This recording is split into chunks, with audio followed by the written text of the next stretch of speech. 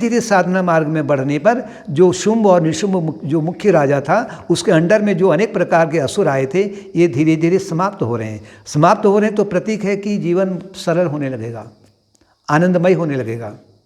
सुख दुख में, लाभ हानि में, जय में पराजय में मन विचलित नहीं होगा। ये स्थिति धीरे धीरे आने लगेगी। जगदम्बा ने काली को कहा, कृतम कार्यम सुराणाम ते ददाम अद्य वरम शुभम चंडमुंडो हतो यस्मात् स्माते नाम कालिके चामुंडेति सुविख्यातम भविष्यति धरातले। हे कालिके, तुमने देवताओं के कार्य का संपादन किया, क्योंकि देवताओं ने देवी को कहा था कि हमें ये शुंभ निशुंभ और उसकी सेना से बचाइए। तो आपने चंड और मुंड को जो मारा है, तो पृथ्वी पर अब तुम्हारा नाम चामुंडा के नाम से प्रसिद्ध होगा।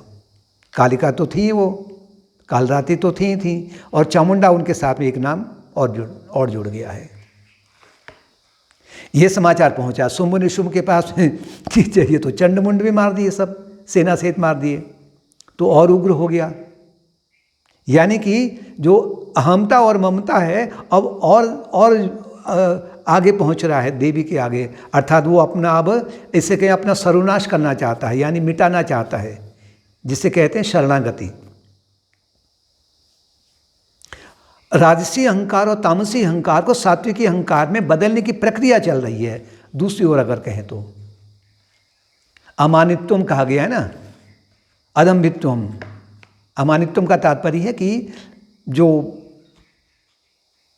राजसी अहंकार है कि मैं ही हूँ सब कुछ, इसे मिटाना है, दम्भ को मिटाना है। ये असुर इनके प्रतीक हैं।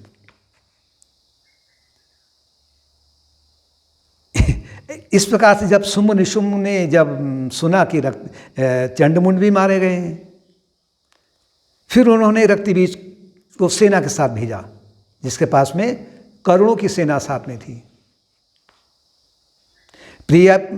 प्रेस्यामा संग्रामे सैन्येन महतावृतम, वृत्ता रक्तबीज को कहा कि तुम जाओ और देवी को अगर नहीं मानती है तो उसको मार के भी लाओ।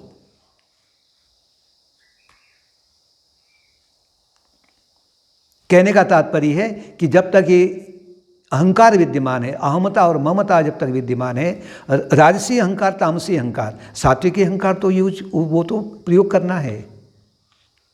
सात्विकी अहंकार ये है कि मुझे साधना करनी है, मुझे जप करना है, मुझे शांत रहना है, मुझे सरल जीवन जीना है, मुझे गुरु भक्ति ईश्वर भक्ति करनी है। ये सात्विकी अहंकार है, ये मेंटेन रहेगा।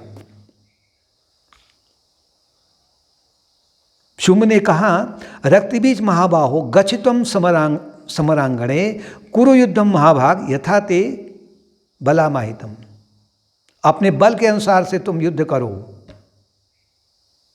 तो रक्तबीज जब पहुंचा चामुंडा के पास में, कहने लगा कि अपना इंट्रोडक्शन दे रहा है कि मेरा नाम रक्तबीज है और तुम शुंभ या निशुंभ को पति बना लो, किसी एक को बना लो। और फिर जगदम्बा के पास में उसने सोचा कि शायद अब मान जाएगी जगदम्बा, मैं रक्तबीज हूं। ऐसा सुनकर के चामुंडा कालिका और अंबिका ठाके लगाकर हंसने लगी।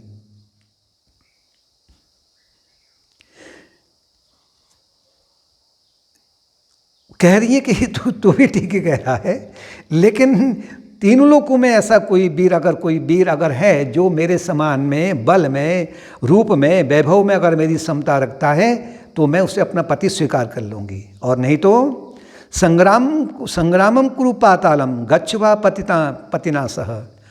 अरे रक्तबीज, अपने स्वामी से कहना, नहीं तो तुम पाताल लोक में पहुँच जाओ अपनी सेना के साथ में, नहीं तो तुम्हारा मैं संहार कर दूंगी।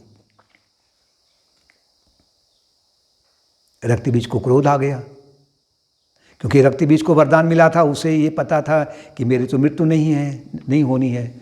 उसने जब घोर तप किया था, घोर तप के माध्यम से उसे वरदान मिला था कि जो रक्तबीज के शरीर से अगर जितने भी रक्त की बूंदें उसके शरीर से नीचे गिरेंगी, तो उतने ही रक्तबीज उतने बलशाली और उत्पन्न हो जाएंगे।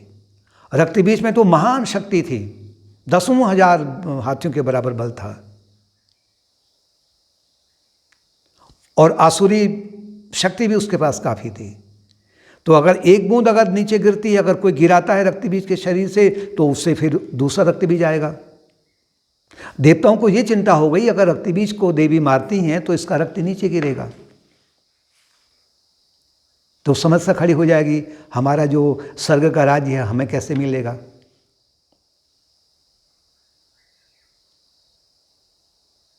रक्त बीज की जो सेना थी उसमें उदायुध है, कंबु है, कोटिवीर है, धौम्र है, कालक, मौर्य इत्यादि जो थे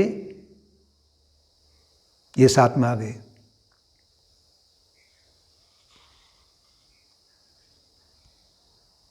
रक्तबीज ने जब युद्ध आरंभ किया,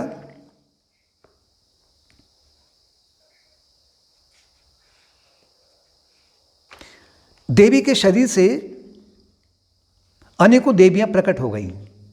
उनकी जो शक्ति थी देवी की, वो शक्ति प्रत्येक देवी के रूप में प्रकट हो गई हैं। जैसे वैष्णवी भगवान विष्णु की जो शक्ति है वो गरुड़ में सवार होकर के आ गई। माहेश्वरी शक्ति आ गई भगवान शिव की। ऐन्द्री शक्ति आ गई, हाथी में सवार है, वज्र इत्यादि है। अर्थात जितने भी देवता हैं उनकी जो शक्तियां हैं वो शक्तियां अपने आयुधों से और उनके जो वाहन हैं उनमें सवार होकर के सामने आ गई। जैसे कि आंधी काले बादलों को छितरा देती है, ऐसी घमासान युद्ध हुआ। रक्तबीज ने अकल्पनीय युद्ध किया उनके साथ में। व्यास जी कहते हैं कि उनको उससे वरदान मिला था कि जो भी उसके शरीर से रक्त को नीचे गिराएगा उतने रक्तबीज उत्पन्न हो जाएंगे।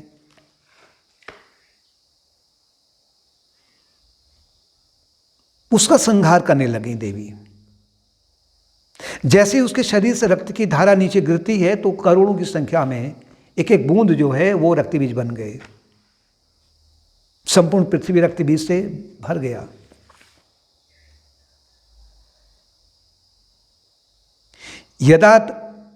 यदा तांबिका प्राहकारी कमल लोचनम चामुंडे कुरु विस्तीर्णम बदनम त्वरिताम भृशम रुधिरम पीव सत्वरा।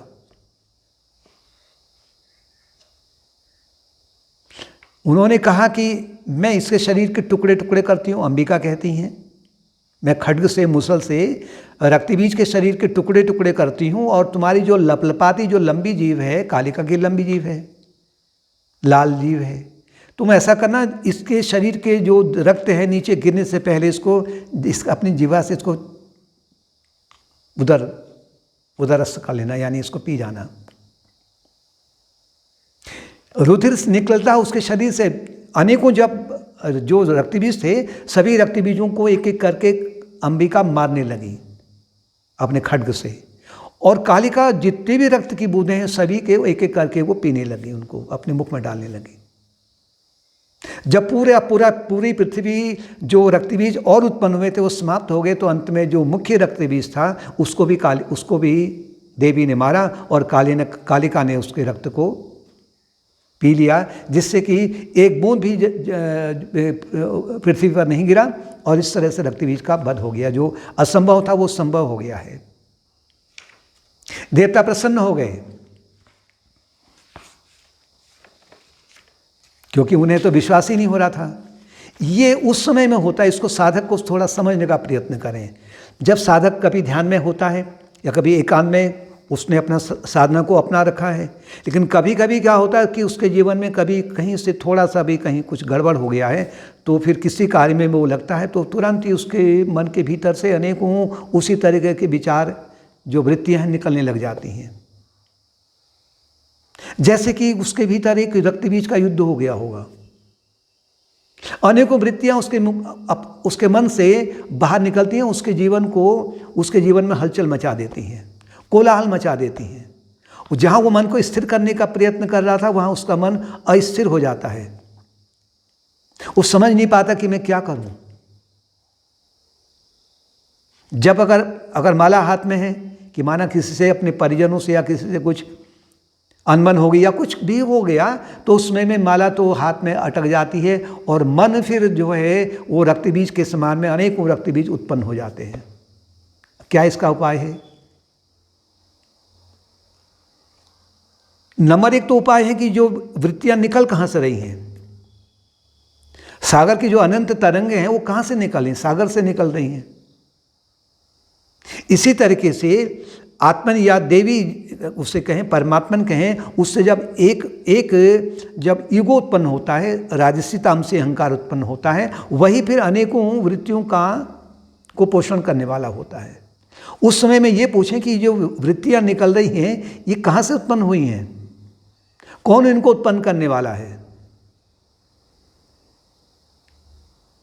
इनका जो स्रोत है वो तो मैं है, अर्थात देवी है उसका स्रोत। तो जब उस स्रोत में हम पहुंचने लग जाते हैं या कि उसे हम दृष्टा भाव से देखें भी कहें, दृष्टा भाव से कहें या साक्षी भाव से कहें, इस भावनाओं से अगर उसको हम देखते हैं तो धीरे धीरे जो वृत्तियां हैं थमने लग जाती हैं, अर्थात जो रक्तबीज है जो अनेक उत्पन्न हुए थे वो समाप्त होने लग जाते हैं और अंत में एक ही रक्तबीज रहता है। लेकिन ये जो प्रोसेस है बड़ी लंबी है, इसको बार बार अभ्यास करना पड़ेगा और जितनी मात्रा में अभ्यास करना पड़ेगा तो उतनी मात्रा में जो असंभव अनुभव प्रतीत हो रहा था वो संभव हो जाता है और साधना आगे को अपने मार्ग को खोज लेती है। ओम शांति शांति शांति।